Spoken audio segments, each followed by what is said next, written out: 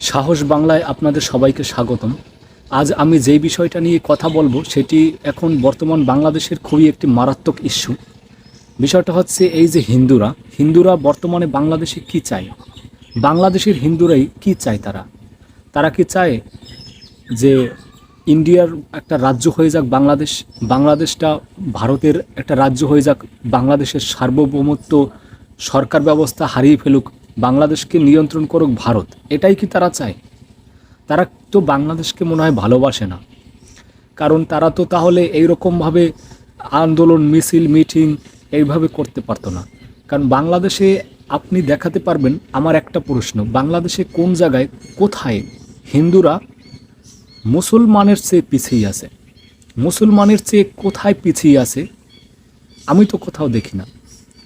কোথায় মুসলমানের চেয়ে বেশি স্বাধীনতা কম ভোগ করে, কোথায় তারা নির্যাতিত, কোথায় তারা তাদের মৌলিক অধিকার থেকে বঞ্চিত, এরকম কোথায় আছে? বাংলাদেশের কোথাও কি আছে? নাই। কিন্তু আমরা যদি ভারতের দিকে তাকাই তাহলে আমরা দেখতে পাই ভারতে মুসলিমরা তারা তাদের সুন্দর স্বাধীনভাবে চলাফেরা করতে পারে না। যেমন তাদের ধর্ম, এটা একটা ব্যক্তি স্বাধীনতা, ধর্ম যার যার ধর্ম শেষে পালন করবে, তার ব্যক্তির স্বাধীনতা। কিন্তু সেখানে ভারতে মুসলমানেরা নির্যাতিত, তারা তাদের ব্যক্তি স্বাধীনতা থেকে তারা বঞ্চিত, তারা নিজস্ব ধর্ম পালন করতে পারে না, মসজিদে আজান দিতে পারে না, তার সব কিছু থেকেই তারা বঞ্চিত। সেখানে মুসলিমেরা নির্যাতিত, তাদেরকে নিয়মিত হুমকি দেওয়া হচ্ছে, তাদেরকে বাড়িঘর ভাঙা হচ্ছে, ইত্যাদি ইত্যাদি। কিন্তু বাংলাদেশে মুসলমানেরা কি এরকম কোথাও, বাংলাদেশে হিন্দুরা কি এরকম কোথাও আছে নির্যাতিত যে কোনো হিন্দুদের বাড়িঘরে আক্রমণ করা হচ্ছে? কেউ কি দেখাতে পারবে? কোথাও কি বাংলাদেশে এরকম আছে যে কোনো হিন্দুদের মন্দিরে পূজা বন্ধ করা দেওয়া হচ্ছে? এরকম কি কোথাও আছে? দেখাতে পারবে? কোনো প্রতিবেদনে দেখাতে পারবে? কেউ দেখাতে পারবে না। যেটা সত্য সেটা আমি বলছি, সত্য কথা বলতে আমার কোনো ভয় নেই। তাহলে এখন আমি যেটা বলবো, বাংলাদেশে হিন্দুদের এরকম কোথাও নাই যে তারা নির্যাতিত, যেরকম ইন্ডিয়ায় হচ্ছে, আমরা যেটা দেখতে পাচ্ছি সেটা বাংলাদেশে নাই। তাহলে হিন্দুরা ধর্মঘট কেন করছে? কি উদ্দেশ্যে? হিন্দুদের মন্দির কি নাই? জায়গায় জায়গায় সব জায়গায় মন্দির আছে, এমন কোনো জেলা নাই, এমন কোনো ওয়ার্ড নাই যে সেখানে মন্দির নেই। তাহলে তারা আবার রাম মন্দির করতে চাচ্ছে, তারপর তারা আরও অনেক কিছু করতে চাচ্ছে। এই নিয়ে তাদের ধর্মঘট, মিছিল মিটিং, হরতাল করতেছে। এগুলোর কি উদ্দেশ্য? কি এগুলোর উদ্দেশ্য কি? আমার মনে হচ্ছে এগুলোর উদ্দেশ্য এটাই যে ইন্ডিয়ায় হচ্ছে হিন্দুত্ববাদী, হিন্দু প্রধান দেশ, হিন্দুরাই সেখানে রাজত্ব করে। আর এখানেও হিন্দুরা চায় যে এই বাংলাদেশেও হিন্দুরাই রাজত্ব করবে, সব জায়গায় রাম মন্দির হবে, হোক রাম মন্দির। সেটা ধর্মঘট করার কি দরকার আছে? রাম মন্দিরটা এমনিতেই আছে, কোথায় কোন জায়গায় মন্দির নাই? এমন কোনো জেলা আছে যে সেখানে কোনো মন্দির নেই? সব জায়গায় আছে। তাহলে এটা নিয়ে আবার ধর্মঘট করার কি দরকার আছে? হরতাল করার কি দরকার আছে? সমাজে বিশৃঙ্খলা সৃষ্টি করার কি দরকার আছে? হিন্দুরা কি চায়? তারা চায় এদেশটাও ভারতের অঙ্গরাজ্য হয়ে যাক। এটাই কি চায়? তারা কি এটাই চায়? এটা আমার প্রশ্ন। সেটা সরাসরি হিন্দুরা বলতেই পারে যে আমরা এটাই চাই।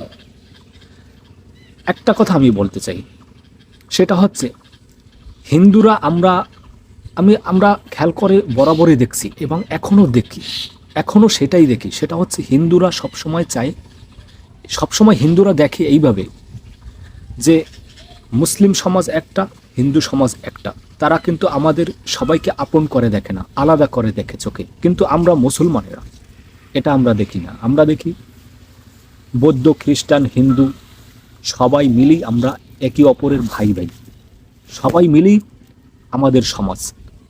সব মুসলমান এটাই দেখে, কিন্তু হিন্দুরাই আলাদা চোখে দেখে মানুষকে। হিন্দুরা কখনো কারো বন্ধু হয় না, এটা একটা প্রবাদ বাক্য। হিন্দু হয় না কারো বন্ধু, এই প্রবাদ বাক্য ছোটবেলা থেকে আমরা শুনে আসছি। এখন অনেকেরাই বলতে, হিন্দুদের মুখেই শুনতাম। আমার এক বন্ধু হিন্দু, সেই বলতো আমাকে, হিন্দু হয় না কারো বন্ধু।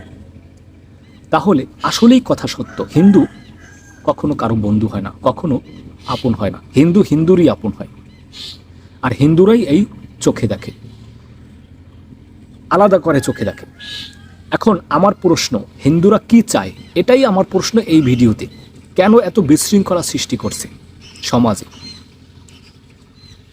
এর উদ্দেশ্য কি?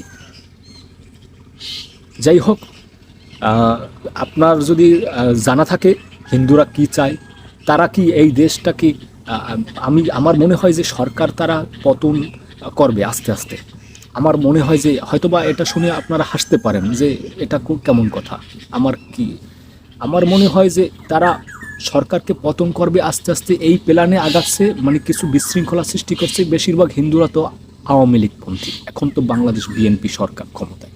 তাহলে হিন্দুরা আস্তে আস্তে এই যে বিশৃঙ্খলা সৃষ্টি করছে, আর ইন্ডিয়া কিন্তু চায় না যে বিএনপি সরকার ক্ষমতায় থাকুক। শুভেন্দু অধিকারী ও অনেকবার ক্ষমতায় আসার আগেও এবং পরেও একই কথাই বলছে, অবৈধ সরকার ছাড়তে হবে, শেখ হাসিনাকে ফুলের মালা দিয়ে ওই বিমানবন্দর থেকে নিতে হবে। ইন্ডিয়া কিন্তু চায় বাংলাদেশ আওয়ামী লীগ সরকার ক্ষমতায় আসুক। আর এখন যে বাংলাদেশ হিন্দুরা এই যে ধর্মঘট, বিশৃঙ্খলা, হরতাল সৃষ্টি করতেছে, তাদের ধর্মীয় মন্দির এর জন্য, ধর্মের স্বাধীনতা, ধর্মের আরও কিছু পাওয়ার জন্য, ভোগ করার জন্য এই আন্দোলন করতেছে। এটা শুধু নামমাত্র প্ল্যান হতে পারে, কারণ এইটাকে কাজে লাগিয়েই সরকারকে পতন করার একটা কিছু সৃষ্টি করতে পারে। আমি এই ভিডিওতে কোনো কিছু উস্কে দিচ্ছি না কাউকে, এটা জাস্ট আমি বললাম। আর তাছাড়া আমার প্রশ্ন, হিন্দুরা কি চায়, এটাই আমার এই প্রশ্ন এই ভিডিওতে থাকলো। যদি আপনার জানা থাকে এর উত্তর, তাহলে প্লিজ দয়া করে কমেন্টে জানাবেন। আর তাছাড়া আমি এবং আমার এই চ্যানেল, আমি ব্যক্তিগতভাবে আমি কোনো দলের পক্ষে নই। আওয়ামী লীগ, বিএনপি, জামাত ইসলাম কোনো দলের পক্ষে নই। আমি নিরপেক্ষ, আমি মানুষ নিরপেক্ষ, এবং আমার কোনো রেকর্ড নাই যে আমি কোন দল করছি বা কোন দল আগে করতাম বা কিছু, জীবনে কোনোদিন রাজনীতি করিনি। তো সুতরাং আমি কারো পক্ষে কথা বলছি না, কারো বিপক্ষে কথা বলছি না, ঠিক আছে? জাস্ট হিন্দুদের যা করতেছে হিন্দুরা, সেই বিষয় নিয়ে আমি কিছু কথা বললাম যে হিন্দুরা কি চায়, আসলেই কি চায়, এগুলা কেন সৃষ্টি করতেছে সমাজে বিশৃঙ্খলা, এর মানে কি, তাদের মনে কি আছে, তাদের প্ল্যানটা কি চায়, এটাই এই ভিডিওতে আমার প্রশ্ন আপনাদের কাছে। যদি জানা থাকে, আর কোনো হিন্দু যদি এই ভিডিওটা দেখে, তার কাছে আমার বিশেষ অনুরোধ, একটু বলে যান যে আপনারা কি চান, ঠিক আছে? আপনারা কি চান, কি উদ্দেশ্য, কি লক্ষ্য আপনাদের, সেটা একটু জানতে চাই, কমেন্টে দয়া করে জানাবেন, ঠিক আছে? আর ভালো লাগলে অবশ্যই ভিডিওটিতে একটু লাইক, সাবস্ক্রাইব করে দিয়েন। পরবর্তীতে ভিডিওতে আবার দেখা হবে। আল্লাহ হাফেজ, ধন্যবাদ, সবাই ভালো থাকবেন।